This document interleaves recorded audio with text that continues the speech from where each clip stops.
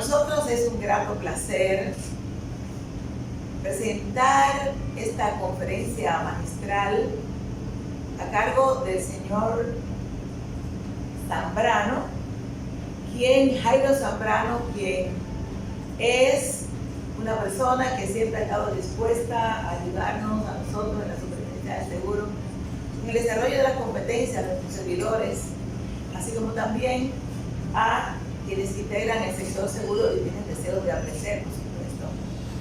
En el marco de las actividades conmemorativas de la celebración del primer año de nuestra escuela ESFOSIS, una escuela fundada con el interés de elevar las competencias de nuestros servidores públicos en la Superintendencia de Seguros y también a las personas que integran el sector seguro en términos generales y que tienen inquietudes de continuar aprendiendo.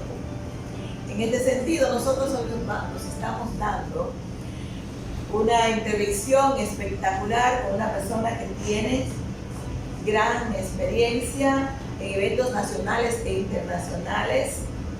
Es licenciado en Ciencias Actuariales de la Universidad Central de Venezuela, Caracas, en 1996, graduado en el programa High Growth Markets Leadership Development Program. Zambrano, quien tiene una gran experiencia en eventos nacionales e internacionales, como decimos, ha sido profesor de universidades prestigiosas como la Escuela Central de Postgrado de la Universidad Nacional de Ingeniería de Lima, Perú. También en la Escuela de Seguros de Chile. Fue profesor en el Diplomado Internacional de Seguros representando a Swissre en la Universidad Universal de San Juan, Puerto Rico. Igualmente profesor de Estadística en la Maestría de Gerencia de Riesgo y Seguro.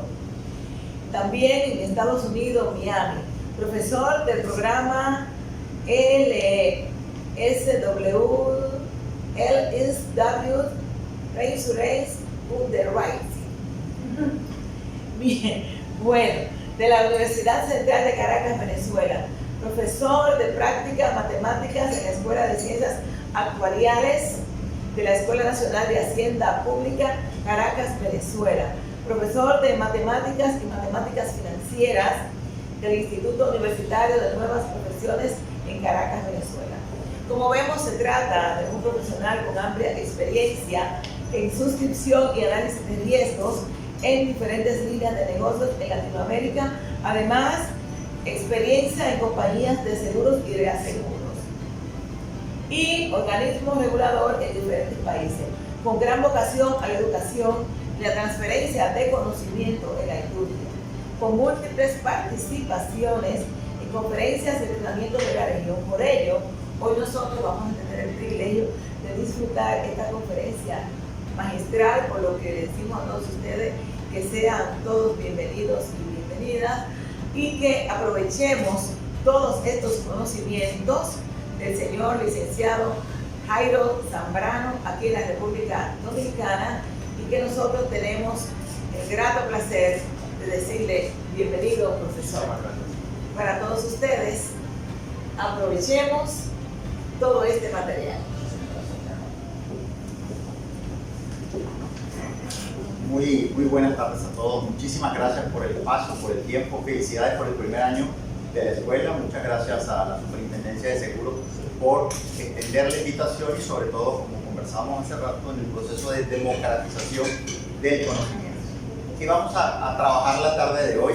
Vamos a hablar de un tema que es sumamente apasionante y realmente muy importante, que es el reaseguro, qué es y cuál es la importancia en el mercado asegurador mundial. Segundo, enfoque.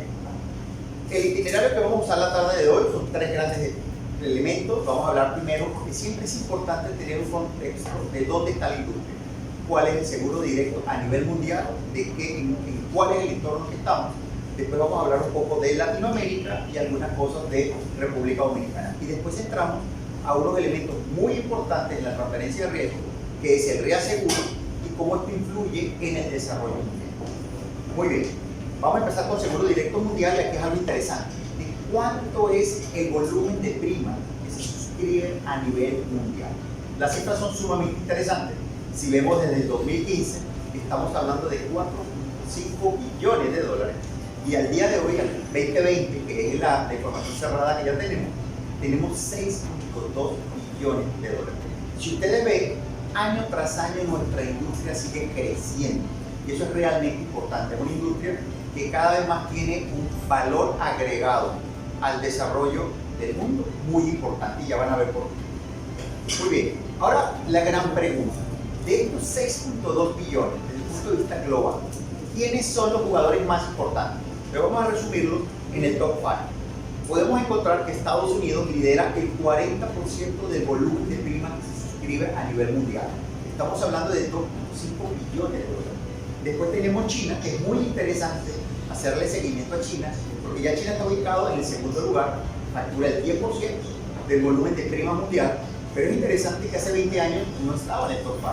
Cómo viene creciendo la clase media y a su vez eso repercute de manera muy positiva en el desarrollo de seguros de este país. Después tenemos a Japón, ocupa el tercer lugar, con el 7% del volumen.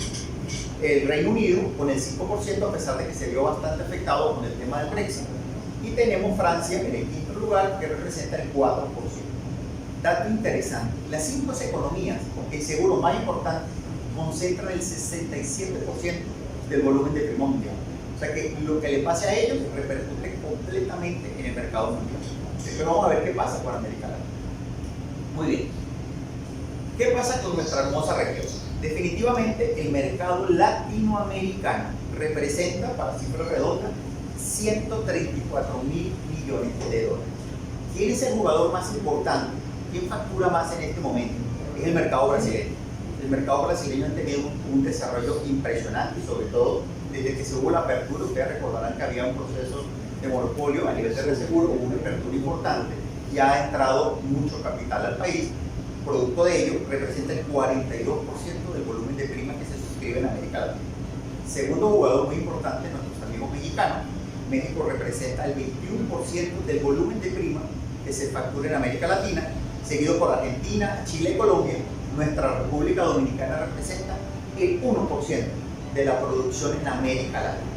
Ahora bien, dato interesante.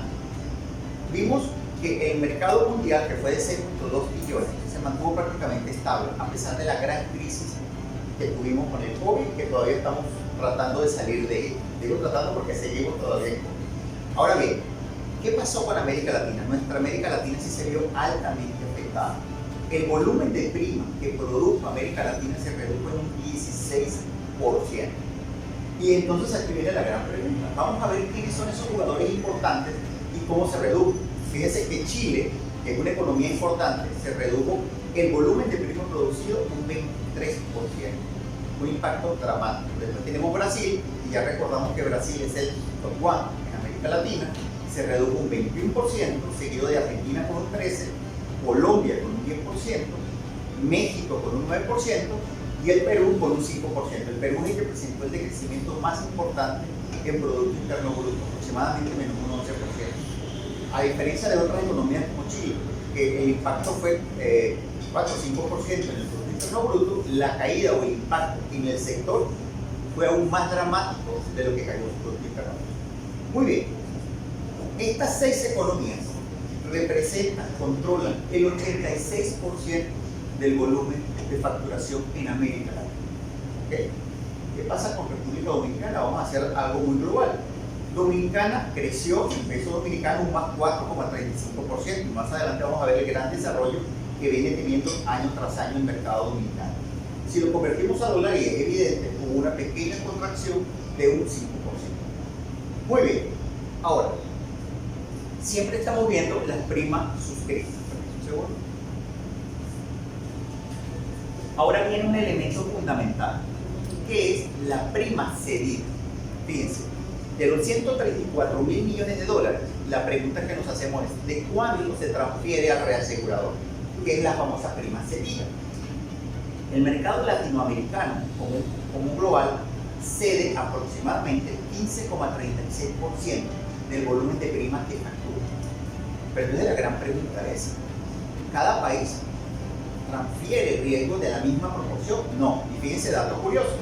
Voy a empezar con República Dominicana. República Dominicana transfiere aproximadamente el 38% de la prima que factura. Y la gran pregunta es, ¿por qué República Dominicana transfiere más que el resto de América Latina? O por ejemplo, en el caso de México. México representa el 21% del volumen de prima, pero transfiere el 26%. ¿Qué es lo que está pasando? ¿Por qué transfiere más? Eso está directamente correlacionado con los potenciales de pérdida que tiene cada país y específicamente la parte de riesgo natural. Por ejemplo, tenemos el caso de México, una gran exposición a terremotos, inundaciones, volcanes, huracanes, igual que nuestra República Dominicana. Entonces, en la medida que un país tiene esa probabilidad, se generan los mayores niveles de cesión. Fíjense el caso de Brasil, que representaba el 42% del volumen mundial, pero apenas cede el 16%. ¿Por qué? Porque en Brasil no posee una exposición catastrófica tan dramática como la que posee en otros países. Y yo hago la acotación de no tan dramática, porque cuando tú vas al brasileño, ellos creen que no tienen exposición catastrófica. No, sí la tienen, solo que en menor medida de la que tienen nuestros países. Entonces, por eso es importantísimo, y aquí empezamos a entender que hay un proceso de transferencia de riesgo. Y usé una palabra importantísima, cedida. Es decir, entonces aquí yo le estoy cediendo. Y aquí viene justamente la parte del reaseguro. Y viene lo más importante. Cuando hablamos de reaseguro, necesitamos tener una definición. Yo siempre uso dos definiciones. Lo que yo llamo la definición del aeropuerto, la clásica, y después la que vamos a usar más adelante. La del aeropuerto, siempre bromeo con ellos, cuando yo llego a migración y me dicen, ¿usted qué hace? Soy reasegurador. Ni idea. ¿Qué es eso? Sencillo. El reasegurador, aseguramos a compañías de seguro. Y siempre termina algo muy interesante porque la gente que no está familiarizada con ello les llama la atención. Las compañías de seguro se aseguran, sí, porque el capital no es ilimitado. Entonces todas se aseguran, todas en el mundo, en mayor o menor medida. Entonces, una perfecta definición clásica. Papá, ¿usted qué hace? Soy reasegurador. ¿Qué es eso? Aseguramos a la compañía de seguro. Ahora bien, en nuestro medio tenemos que usar una definición un poquito más avanzada. ¿Cuál definición? Esta me gusta muchísimo. Se las leo y quiero destacar los puntos más importantes. El reaseguro es la transferencia de una parte de los peligros o riesgos que un asegurador directo asume frente a los asegurados mediante contratos o disposiciones legales a un segundo asegurador. Fíjense que hay dos aseguradores, es sumamente importante. El reasegurador, que no tiene relación contractual directa con el asegurado. Fíjense que yo destaco aquí elementos fundamentales. Uno de los más importantes es la transferencia de riesgo, es decir, la cesión. Tiene que existir transferencia de riesgo, porque si no hay transferencia de riesgo, ya no es reaseguro. Eso tiene otro nombre. En algunos países está prohibido, en otros no. En los que no lo está, es una contabilización diferente, pero ya no es reaseguro puro. Entonces, para nosotros, lo que hacemos el día a día, tiene que haber un proceso de transferencia de riesgo. Otro elemento interesante es una relación entre dos aseguradoras. Solo que una se llama reaseguradora y la otra se llama aseguradora. Pero realmente la relación es entre ellos. Esa relación se consolida por medio de un contrato, que es un modelo de reaseguro, que son los contratos de reaseguro, o por medio de una disposición legal, que normalmente son los SLIP, cuando se hace un negocio facultativo. Pero aunque esto siempre lo decimos, esto es un negocio de palabra, porque el reaseguro es un negocio de palabra, pero lo quiero escribir. Necesitamos tener lo que llamamos el contrato de reaseguro o el SLIP claramente definido. ¿Qué es claramente definido? Donde yo defino el alcance de cobertura, que está cubierto, que no está cubierto, cuánto cuesta ese proceso de transferencia. Todos esos elementos fundamentales que debemos consolidar en un contrato. Y por último, un factor interesante que no tiene relación contractual directa con un asegurado. Mi cliente, yo reasegurador, mi cliente es la cedente.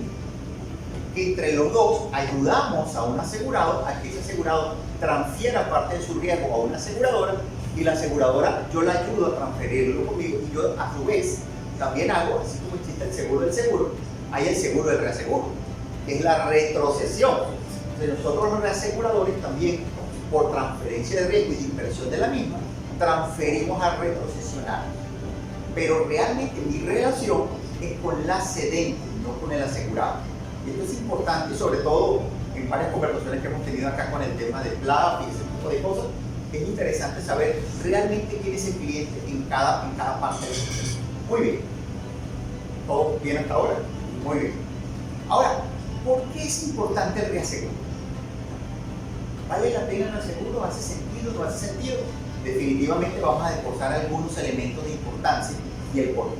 Primero, definitivamente el reaseguro te permite aumentar la capacidad de suscripción de la cedente, tanto para riesgos de interés como para riesgos que están fuera del apetito o un apetito limitado. Aquí hay una palabra que se usa mucho en el argot de seguros y reaseguros: mi apetito de riesgo. ¿Qué es mi apetito de riesgo? Es cuánto me siento yo cómodo en asumir un riesgo, y no solamente cuánto me siento cómodo, cuánto capital dispongo yo para asumir ese riesgo. Porque a mí me puede encantar el riesgo, pero si no tengo el capital que absorba la volatilidad, no te puedes meter en él. ¿Okay? Entonces, a mí el reaseguro, yo como aseguradora, ¿verdad? Mi reasegurador me ayuda a obtener mejor capacidad de suscripción. Vamos a traducir esto con un ejemplo. Fíjense, me llega esta hermosa casa, apartamento, una torre de edificio, de apartamentos. Yo, siendo asegurador, supongamos, está dentro de mi apetito de riesgo. ¿Okay? Está dentro de mi apetito de riesgo, no hay problema. Normalmente eso está dentro de mis capacidades contractuales, lo puedo suscribir sin ningún tipo de problema. Me gusta el riesgo. Llega ahora esta hermosura, ¿no? Yo siempre he dicho que exceso de alegría, falta de información. Eso es una regla fundamental en seguro y reaseguro. Exceso de alegría, falta de información. Me llega esta hermosa casa que para habitarla está perfecto. Ahora yo les hago la pregunta a ustedes como aseguradores. ¿Ustedes tomarían ese riesgo? Probablemente lo podrían tomar, solo que aquí la volatilidad o la exposición que tú puedes tener por efectos de huracán es considerablemente más alta que la que tengas en una torre residencial en Santiago, por ejemplo, que está en la mitad del país. Sabemos que si yo tengo esto es Capcana, la belleza de Capcana, estoy más cerca del mar. Eso se conoce como un beachfront. Y sabemos en el argot de seguro y reaseguro que un beachfront, el potencial de pérdida asociado al beachfront es considerablemente más alto que el potencial de pérdida ubicado en Santiago. Ese potencial me habla de la volatilidad.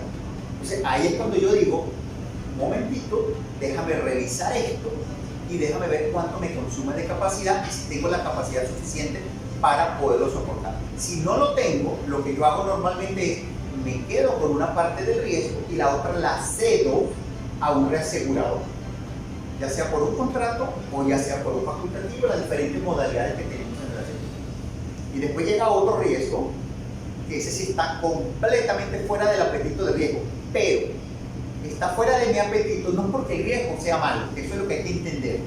Cuando algo está fuera del apetito, no es porque el riesgo sea malo, sino que tiene una volatilidad por encima de un portafolio promedio.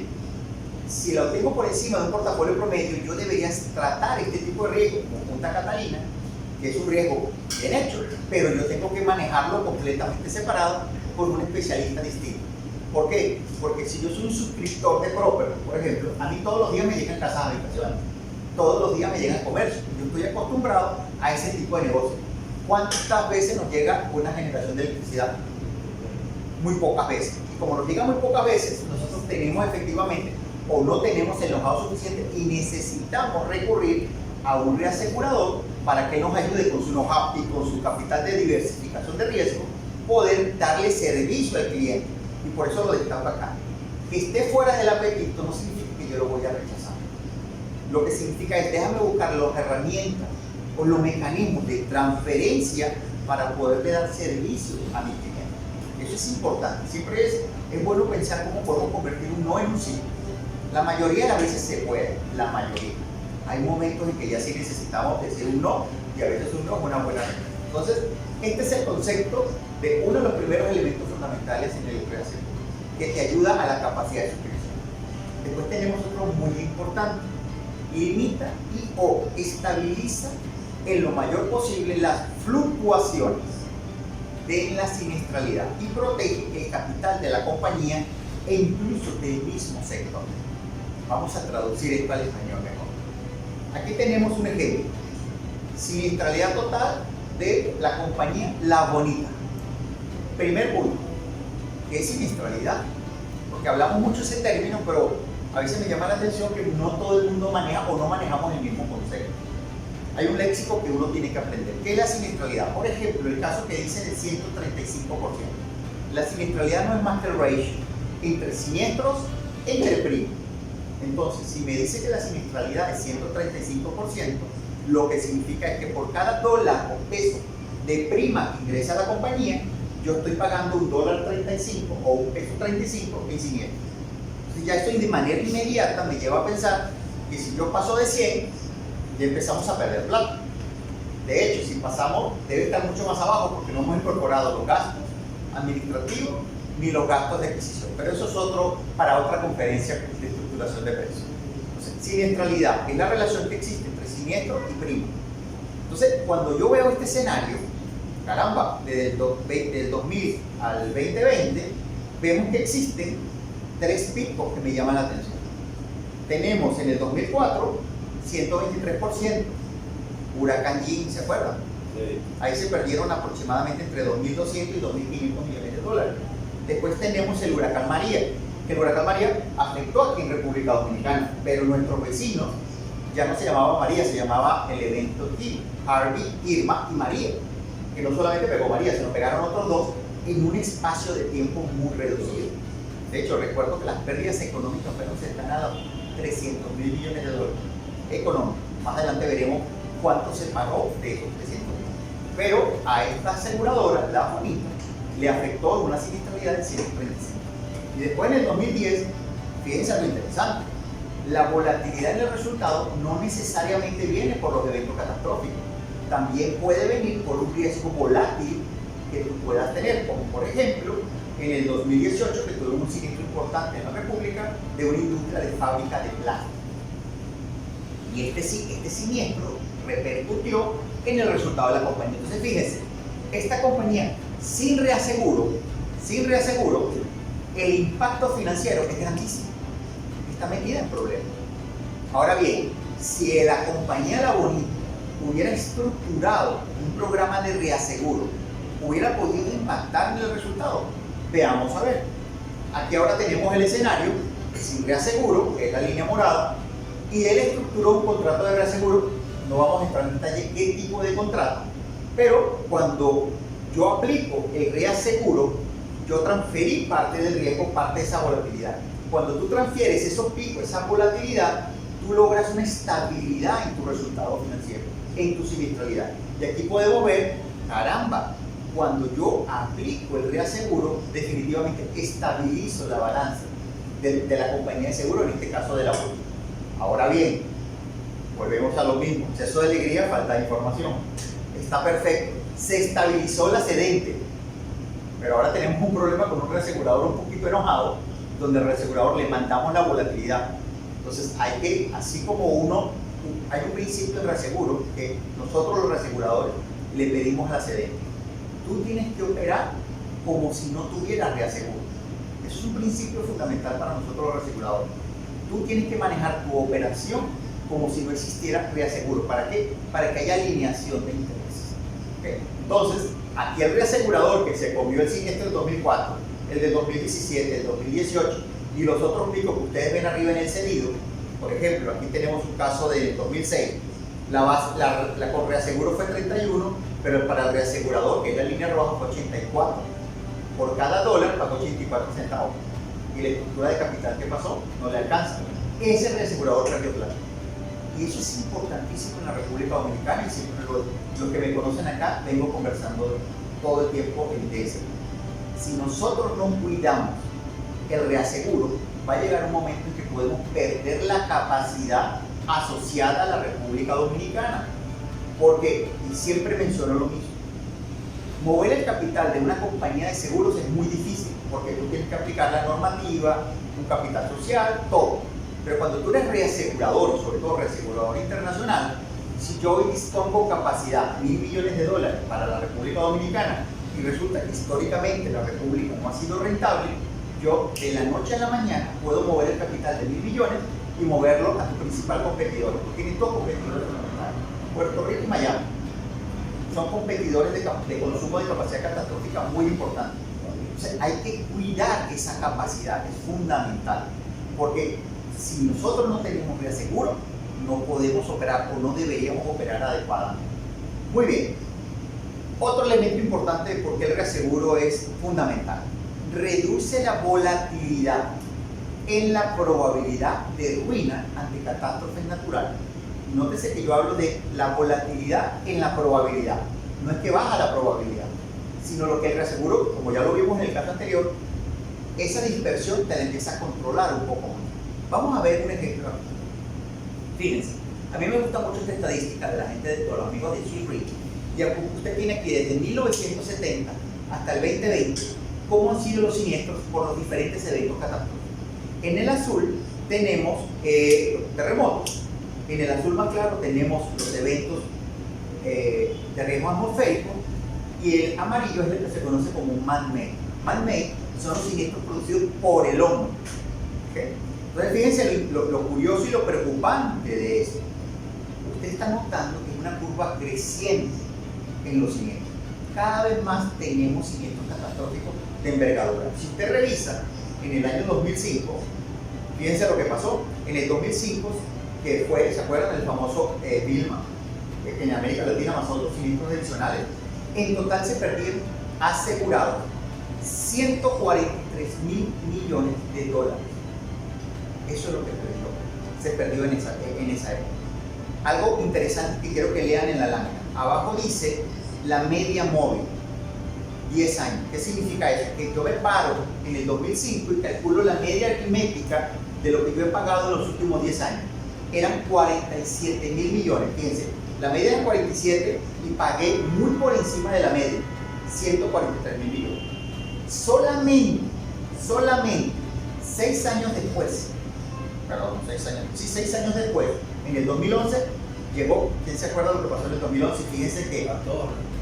2011, no. Lo del terremoto de Japón. ¿Se acuerdan? Que fue el tsunami en Japón. Eso generó un impacto y por eso ustedes tienen el azul oscuro más grande. La pérdida en ese momento fueron 146 mil millones asegurados total. Y vean lo que pasó con la media móvil. Creció 50%. Recordemos, la media móvil es la media aritmética de los últimos 10 años. Se movió de 47 mil millones a 63 mil millones. Y después tuvimos, en el 2017, el famoso evento de Harvey, Irma y María, más otras cosas adicionales. Eso le costó en media móvil 72.400 millones de dólares. Solamente en 3 eventos, acumulamos en 12 años, 3 eventos, 444 mil millones de pérdidas aseguradas. O sea que pagó la industria. Puntos a detallar. Antes teníamos eventos catastróficos con periodos de retorno mucho más espaciados. Eso ya está desapareciendo. Ahora cada vez los periodos de retorno son más cortos. Y eso es un problema que tenemos que tomar en consideración por todo el tema del cambio climático y la frecuencia y severidad con la que se van a venir presentando. Entonces, fíjense, bajo este escenario, aquí nace, aquí tenemos que fueron 2 productos de huracanes. Aquí entramos a otro punto importante en la importancia del capital. Incrementa el capital propio disponible de la aseguradora, liberando capital propio. Ese concepto es un poco difícil de entender. Vamos a ver cómo funciona con un ejemplo. Suponga que yo estoy en planificación esta semana. Yo, la aseguradora La Bonita, estoy planificando el 2022. Y yo tengo en cúmulos expuestos. El cúmulo es todo el negocio que yo suscribí en el año 2020, fueron 1.2 billones de pesos. En el 2021 pasamos de 1.21 billones a 1.29 billones. Cuando yo hago mi planificación estratégica, porque todas las compañías la hacemos, ¿qué va a pasar en el 2022? Ya hice mi plan de negocio, voy a crear un nuevo producto, X, Y, Z. Yo proyecto que voy a pasar de 1.29 billones de pesos a 1.33 billones de pesos. Eso está fantástico. Pero esos 1.33 billones de pesos hay que tomar cuidado con algo. Este nivel de acumulación requiere un nivel de capital. Tú puedes crecer, pero tú creces en función del capital que tengas. Si no tienes el capital suficiente para soportar ese crecimiento, tiene serio un problema. Entonces tú tienes normalmente 2 alternativas para este crecimiento. La alternativa número 1, la clásica, es accionista. Deme capital para aumentar el capital y así puedo crecer sin problema alguno. Pero ustedes saben lo que pasa cuando el accionista tú le pides capital, te pide más retorno, y al pedirte más retorno, pues las tasas tienden a subir. Esa es la alternativa número uno. La alternativa número dos, ¿cuál sería? Perfecto. Aquí entra el famoso reaseguro. Se pueden crear estructuras de reaseguro que ayudan y facilitan el proceso de crecimiento del mercado. ¿Cómo? Vamos a verlo con un ejemplo muy sencillo. Todos conocen este mapa, es el mapa de la República Dominicana, pero dividida en las famosas 5 zonas cresta de riesgo, bajo la cual está categorizado República Dominicana en crestas. La cresta A, B, C, D y E. Yo como aseguradora La Bonita tengo una dispersión de riesgo en estas 5 zonas. Entonces esos 1.33 billones los tengo dispuestos, por ejemplo, en la zona E, que es la zona más importante, que es Santiago. Al 2022 yo voy a crecer a 590 mil millones. En la zona B voy a crecer a 398 mil. Tengo mapeado cómo va a crecer cada una de las zonas crestas. Excelente. Teniendo presente esto, yo lo que puedo hacer es, usando la estrategia 2, quiero comprar una cobertura catastrófica. Eso es muy común en todos los países de alto riesgo. Entonces, la aseguradora La Bonita decide y compra un catastrófico. Muy bien. Rápidamente, ¿cómo lo hace? Muy sencillo. Él calcula el punto medio, 1.3 billones, que es el punto medio entre 2021 y 2022. Calculamos la exposición media y decimos, por medio de análisis de PML, esto es importantísimo. ¿Cómo determina una compañía la pérdida máxima probable de sus exposiciones? Hay dos mercados distintos. Hace 20, 30 años, todo el mercado en América Latina, la mayoría, mejor dicho, lo compraba con un porcentaje del cúmulo. Yo compro el 10%, yo compro el 5%, yo compro el 8%. Cada país tenía una regla de compra. Hemos avanzado muchísimo. Y hoy en día, la forma técnicamente correcta de hacerlo es por medio de una cosa que se llama moderación catastrófica. Yo agarro ese portafolio que ustedes vieron y calculamos el potencial de pérdida de ese portafolio, que es el PML. Y hay muchas reglas, y repito, esto lo podemos hacer también otro día porque es fascinante cómo se hace ese cálculo de PML. Ya les hice la tarea de este ejercicio y eso me da que son 164 mil millones, para ponerlo de manera real. Ese portafolio, si ocurriera una pérdida, el potencial de pérdida es 164 mil millones. Entonces, yo debería agarrar y decir a mi accionista, dame 164 mil millones, que es el capital que requiero para hacer frente a ese cúmulo. No hay manera de que te den 164 mil millones, no existe forma. Entonces, para eso, estructuramos un programa de reaseguro catastrófico, que hay metodologías actuariales para estructurar. Y en esa estructuración, como ustedes saben leerlo, ahí se dice, bueno, la prioridad son 10 mil millones de pesos, que es lo que va a retener la cedente, y lo otro lo va a transferir en 4 bloques, son 4 leyes, y eso lo transfiere a un reasegurador o a muchos reaseguradores. Y para eso hay una estrategia de esa transferencia. Entonces, ¿qué significa esto? Que en vez de pedirle al accionista 164 mil millones de pesos, realmente la responsabilidad del accionista son 10 mil millones de pesos. Con una estructuración, técnicamente, podemos ayudar a liberar el capital de la compañía en su proceso de crecimiento. Y eso te lo aporta el reaseguro. Muy bien. Otro elemento, porque es importante el reaseguro, ayuda a los países a sus procesos de recuperación después de grandes catástrofes, suavizando el impacto del Producto Interno Bruto. Fíjense, en las láminas anteriores hablamos solamente pensando a nivel de compañía de seguro. Yo ahorita estoy hablando a nivel de país. El reaseguro puede ayudar al país a suavizar el Producto Interno Bruto o el impacto que puede tener una catástrofe sobre su Producto Interno Bruto. Vamos a verlo de esta manera. Aquí hay un ejemplo bien interesante. Nuevamente, información estadística de nuestros amigos de CIRRI. En el 2017, ustedes pueden ver aquí cuáles fueron los daños económicos y el impacto sobre el Producto Interno Bruto. Fíjense lo que sucedió en el 2017. Se perdieron 337 mil millones y eso se comió el 0,44% del Producto Interno Mundial. Si usted revisa Norteamérica, porque la mayor afectada fue Puerto Rico, fíjense que afectó el 1,17% del Producto Interno Bruto de Estados Unidos. Eso es muchísimo. Y después vamos al 2018, vemos que por ejemplo afectó el 0,19%, vamos al 19, una afectación de promedio del 0,17%. Y cuando llegamos al 2020 ya pasó al 0,24. Pero tienes las estadísticas por región. Entonces es interesante ver cómo una catástrofe natural puede comprometer la balanza de pagos de un país. Y hoy en día existen muchas estrategias de reaseguro tradicional y otras que son reaseguros paramétricos, que son fascinantes. Y existen instituciones gubernamentales como por ejemplo el CRIF, que crea productos paramétricos para países. En caso de un evento, se dispara un trigger determinado, hay un aporte inmediato al gobierno para ayudar a las personas más afectadas. Hay muchas maneras de transferencia de riesgo. Y vean que aquí, esta es otra lámina que es dramática, donde yo estoy comparando el daño económico con el daño asegurado, ¿verdad? Y ustedes ven de manera muy preocupante que en la medida de los años el gap de protección se está abriendo. Por ejemplo, ustedes ven en el caso del 2011 cómo esta barra, que acá tiene el 2011, está toda la pérdida económica, pero la pérdida que está en azul oscuro fue la que estaba asegurada. La diferencia no estuvo asegurada. Y ahí es cuando impacta directamente el Producto Interno Bruto, porque eso tiene que ser subsanado por el país. Y eso al final del día repercute en todos nosotros. Entonces, esa brecha de protección se está abriendo. ¿Qué pasa con República Dominicana? Vamos a hablar esa parte de la brecha de protección con República Dominicana. República Dominicana, esto es una gráfica interesante. Cuando yo veo la penetración del seguro en la República Dominicana en función de su Producto Interno Bruto, en el 2008 era el 2,40%.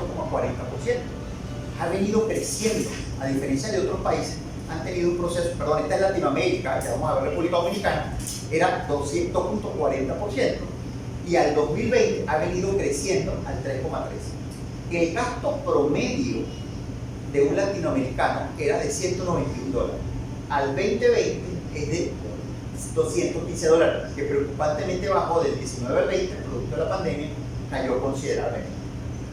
Fíjense aquí cómo está por país, porque esa era toda América Latina, pero cómo está cada país. En promedio dijimos que era el 3,13%, que es la columna roja que ustedes están viendo. ¿Quién más gasta en seguros? Puerto Rico. Puerto Rico gasta el 5,97%. Y por eso yo les decía a ustedes hace rato, uno de sus principales competidores es Puerto Rico, porque consume mucha capacidad.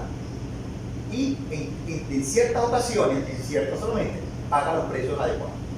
¿Y quién es el que menos consume en este momento? Es Venezuela. Venezuela apenas es el 0,57%.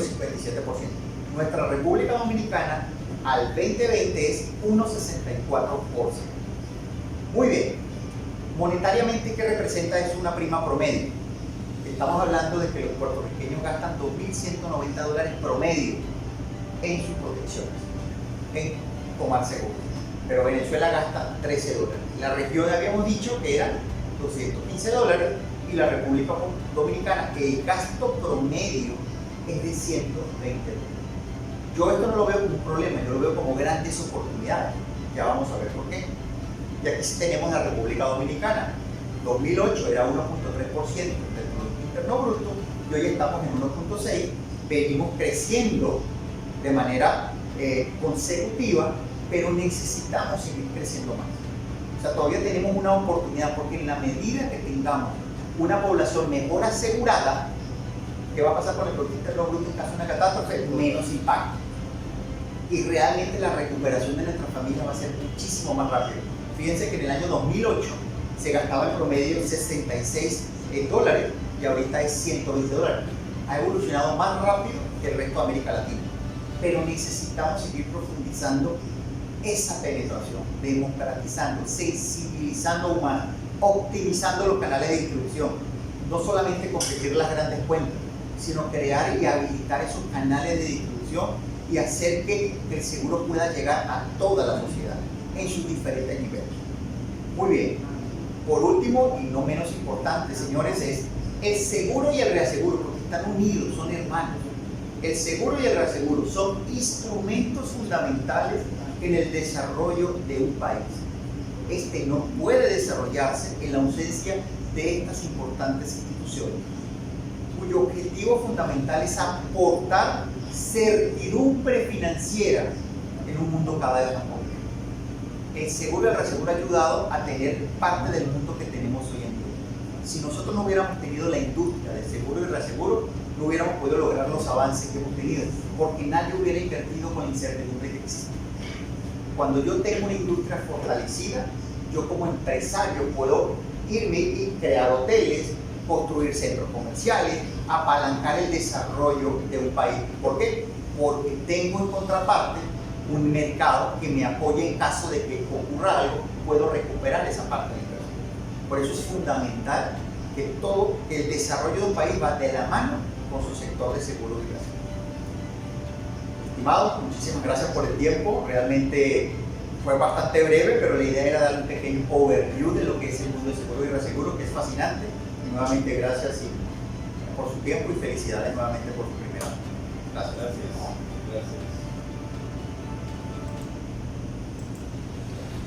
Perfecto. Claro, una conferencia sin desperdicio. Excelente. Sin desperdicio, de verdad que sí.